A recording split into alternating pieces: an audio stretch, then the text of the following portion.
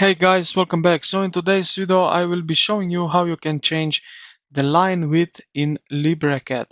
As you can see this white line right here. So how to do that? Okay, so we need to draw a line. So I will select point to point like so. Now click on this line and then select right click on your mouse and then go to edit properties. Now this window will pop up and here you will select the color and then the second one, the width.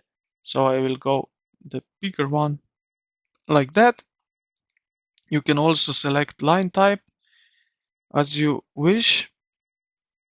Now hit OK and we have this much bigger width in our line.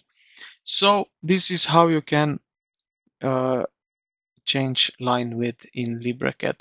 So I hope this video helped you out. If you did, consider to like the video and subscribe to the channel. Thank you for watching and I will see you in the next